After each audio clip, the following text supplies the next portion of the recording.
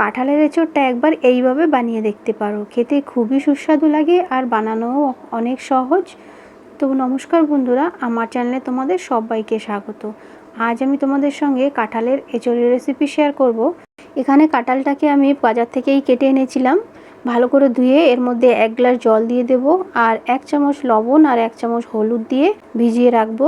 এবার গ্যাসে একটা কড়াই বসিয়ে কাঁঠালটাকে জল শুদ্ধ কড়াইতে দিয়ে দেব আর কাঁঠালটাকে ঢেকে 4 থেকে 5 মিনিটের জন্য সেদ্ধ করে নেব। দেখো 4 থেকে 5 মিনিট হয়ে গেছে, আমি ঢাকনাটা সরিয়ে দিয়েছি। কাঁঠালটা ভালোভাবে সিদ্ধ হয়ে গেছে। তো বন্ধুরা, কাঁঠালটাকে 4 থেকে 5 মিনিটই সিদ্ধ করতে হবে, এর থেকে বেশি সিদ্ধ করলে কাঁঠালটা একেবারেই নরম হয়ে যাবে আর খেতে একদম ভালো লাগবে না। এবারে ওই তেলের মধ্যে সামান্য তেল দিয়ে তেলটাকে ভালো করে গরম করে নিতে হবে। তেলটা যখনই গরম হয়ে যাবে, বয়েল করে রাখা কাঁঠালগুলোকে দিয়ে ভালো করে ভেজে নিতে হবে। তো কাঁঠালগুলো আমি এখানে লাল লাল করে ভেজে নিয়েছি। কাঁঠালটাকে ভেজে রান্না করলে কাঁঠালটা খেতে খুবই সুস্বাদু লাগবে। তো দেখো, কাঁঠালটা আমার লাল লাল করে ভাজা হয়ে গেছে। এইভাবে সমস্ত কাঁঠাল আমি ভেজে নিয়েছি। এখানে আমি 2টো আলুকে 4 টুকরো করে কেটে আলুগুলোকেও ভেজে নিয়েছি।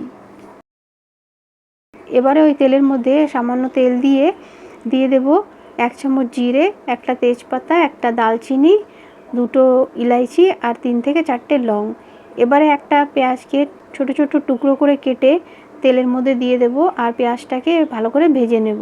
তো দেখো, পেঁয়াজটা আমার ভালো করে ভাজা হয়ে গেছে, পেঁয়াজটা নরমও হয়ে গেছে। এবার এর মধ্যে 2টো টমেটোকে ছোট ছোট টুকরো করে কেটে নিয়েছি। এবার টমেটোগুলো পেঁয়াজের মধ্যে দিয়ে দেব আর টমেটো আর পেঁয়াজকে ভালোভাবে ভেজে নেব। তো দেখো, টমেটো আর পেঁয়াজ হালকা ভাজা হয়ে গেছে। এবার এর মধ্যে 1 চামচ আদা রসুনের পেস্ট দিয়ে দিয়েছি। পেস্টটাকেও ভালো করে ভেজে নিতে হবে। কিছুক্ষণ ভেজে নেওয়ার পরে এর মধ্যে দিয়ে দেবো মশলা। এখানে আমি 1 চামচ জিরে, 1 চামচ ধনে, 1 চামচ লঙ্কার গুঁড়ো, 1 চামচ কাশ্মীরি লঙ্কার গুঁড়ো আর 1 চামচ মিক্স মশলা নিয়েছি। মশলা দিয়ে ভালো করে পেঁয়াজের সঙ্গে মিক্স করে নিতে হবে। এখানে গ্যাসের ফ্লেমটা লো রাখতে হবে, তা না হলে মশলাটা জ্বলে যাবে। তো দেখো, মশলাটা হালকা মিক্স করা হয়ে গেছে। এবার এর মধ্যে সামান্য জল দিয়ে ভালো করে মিক্স করে ঢেকে রেখে দেব 1 থেকে 2 মিনিটের জন্য। তো 1 থেকে 2 মিনিট হয়ে গেছে, ঢাকনাটা সরিয়ে নিয়েছি। দেখো, মশলাটা কত সুন্দরভাবে ভাজা হয়ে গেছে। পেঁয়াজ আর টমেটো একেবারেই গলে গেছে আর তেলটা উপরে উঠে এসেছে। মশলাটাকে ভালো করে মিক্স করে এর মধ্যে ভেজে রাখা কাঁঠাল আর আলুটাকে দিয়ে দেব আর দিয়ে ভালো করে মিক্স করে নিতে হবে। 1 থেকে 2 মিনিটের জন্য কাঁঠালটাকে কষিয়ে নেব। তো কাঁঠালটা কষানো হয়ে গেছে। এবার 1 গ্লাস জল দিয়ে দিয়েছি।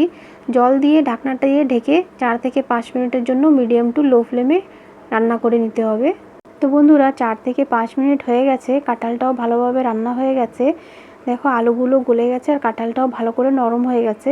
এবারে এর মধ্যে 2টো কাঁচা লঙ্কা দিয়ে দিয়েছি আর 1 চামচ গরম মশলার গুঁড়ো দিয়ে ভালো করে নাড়িয়ে চাড়িয়ে গ্যাসটাকে বন্ধ করে দেব। তো বন্ধুরা, আশা করছি রেসিপিটি তোমাদের খুব ভালো লেগেছে। রেসিপিটি ভালো লেগে থাকলে চ্যানেলটিকে সাবস্ক্রাইব করে পাশে থাকবে।